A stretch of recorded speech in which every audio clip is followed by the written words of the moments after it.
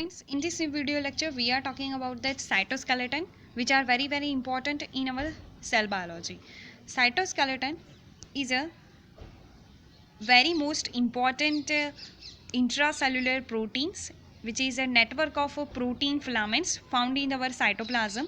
Okay, and there are three types we know about that. Okay, microtubules, intermediate filaments, and microfilaments. Okay, all are the filaments which is made up by that something like dimers of that subunits. Okay, subunits से बने हुए होते हैं. All are the subunits which are connected with each other via non-covalent interactions. Okay, always remember this point.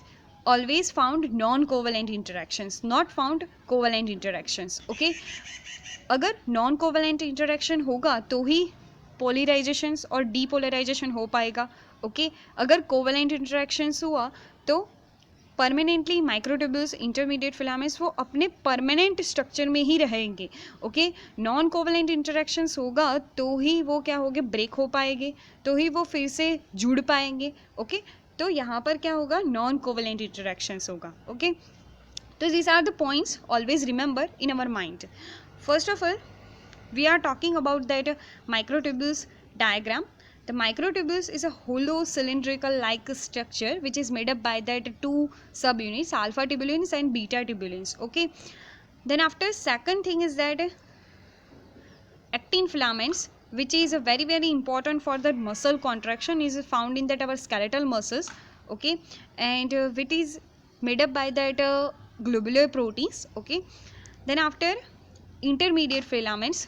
Intermediate filaments is the filament which is only found in that some of the our metazoans. Okay, intermediate filaments जो है वो particular specific type of the tissue के अंदर specific type के होते हैं और उसके नेमिंग भी अलग अलग होते हैं.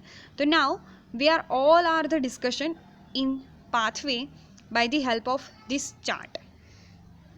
ओके, तो इस चार्ट को अगर आप पूरा पढ़ लोगे ना तो आपको कोई भी डाउट्स नहीं होगा माइक्रोट्यूब्यूल्स, इंटरमीडिएट फिलामेंट्स और एक्टिन फिलामेंट्स पर. ओके, तो फर्स्ट ऑफ ऑल हम फीचर्स के थ्रू जाएंगे. All are the features which are discussing one by one. First shape से शुरुआत करते हैं. ओके, कि शेप कैसा है वो लिखना है हमें एग्ज़ाम्स के अंदर. एग्ज़ाम्स के अंदर हम कैसा लिखेंगे, थियरी वाइज लिखेंगे, लेकिन आपको कौन कौन से पॉइंट्स जो है वो एग्ज़ाम्स के अंदर लिखने चाहिए वो यहाँ पर हम डिस्कस आउट करेंगे. ओके, और ये आपको रिमेंबर रखने में भी बहुत ईजी रहेगा. तो शेप कैसा है माइक्रोट्यूब्यूल का, hollow as well as cylindrical.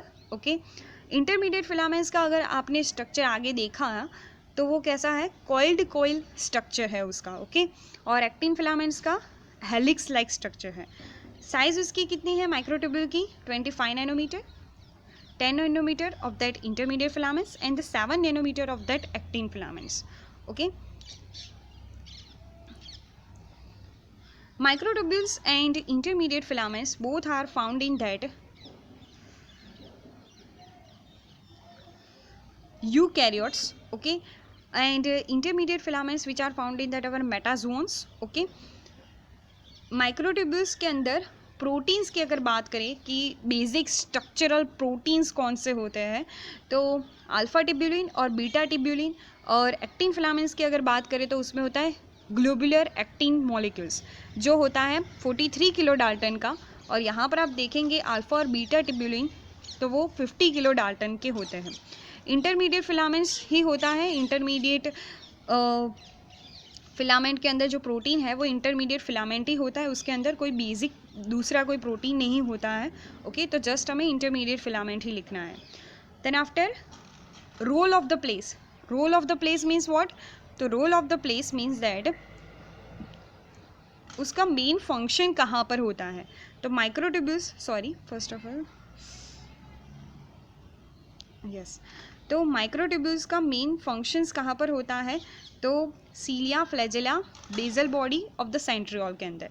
यानी कि सीलिया और फ्लैजेला तो क्या है, लोकोमोटरी ऑर्गन्स है. ओके, तो उसके अंदर माइक्रोट्यूब्यूल्स होगी एज वेल एज सीलिया और फ्लैजिला के अंदर 3 कंपोनेंट्स होते हैं, उसमें होता है बेसल बॉडी, तो बेसल बॉडी के अंदर भी होगा और सेंट्रियोल के अंदर भी माइक्रोट्यूब्यूल्स होता है.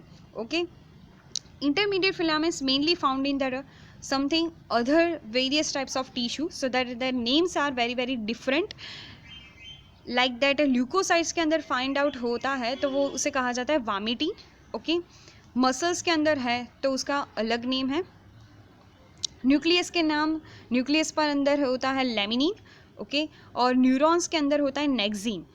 तो this are the basic intermediate filaments. Actin filaments जो है वो मेनली स्केलेटल मसल्स के अंदर पाया जाता है. ओके.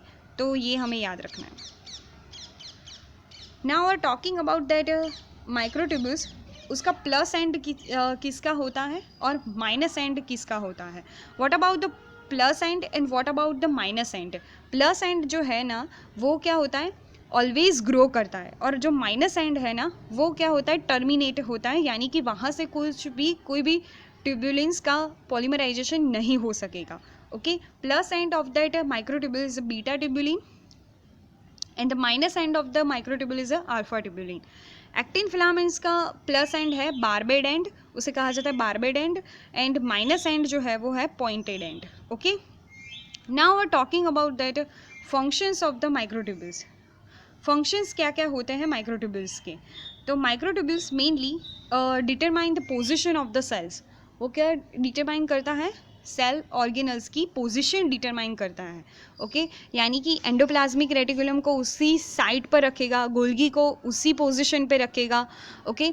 ऐसा नहीं होता ना कि गोल्गी न्यूक्लियस के अंदर आ गई, ऐसा तो नहीं होता ना. तो वो कौन मेंटेन करता है, तो microtubule. Okay. As well as transportation भी माइक्रोट्यूब्यूल से होता है. किसका ट्रांसपोर्टेशन होगा, तो जो भी वेसिकल्स है, हमने पढ़ा है ना ईआर से गोल्गी में जो वेसिकल्स ट्रांसपोर्ट होते हैं, COP vesicles as well as clathrin coated vesicles. Okay. तो वो जो ट्रांसमिट होते हैं वो माइक्रोट्यूब्यूल से होते हैं. Okay. As well as a mitotic spindle formation which are also associated with the microtubules.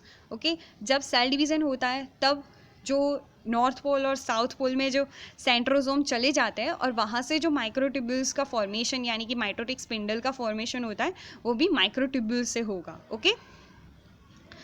Intermediate filaments mainly support at that mechanical support to the plasma membrane. Okay. और एक्टिन फिलामेंट्स का अगर function देखा जाए तो actin filaments जो है ना वो शेप प्रोवाइड करते हैं, shape of the cells. Cell junctions के अंदर उनका बेसिक रोल होता है. ओके. साइटोप्लाज्मिक स्ट्रीमिंग के अंदर, और उसके बाद muscle contraction, cellular endocytosis. These are the basic points जो हमें लिखने हैं एग्जाम्स के अंदर. ओके. यहाँ पर मैं आपको डिस्कस करना चाहती हूँ कि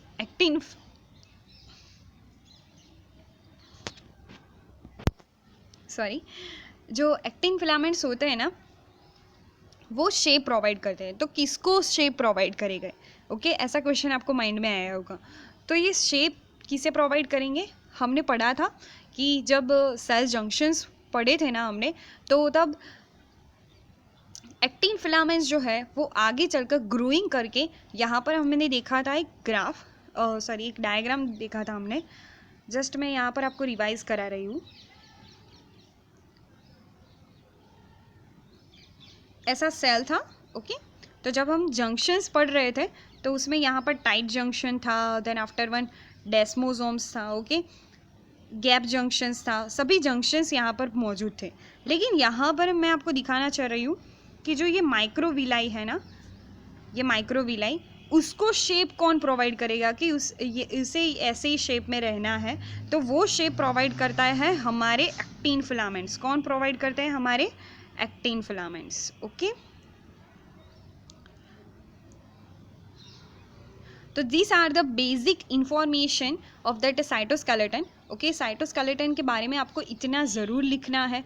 इससे ज़्यादा लिखेंगे तो बहुत ही ज़्यादा अच्छा है, लेकिन इतना तो ज़रूर लिखना है. ओके. तो I hope you are clear about that what are the cytoskeleton and what are the basic difference between this 3 components. Okay.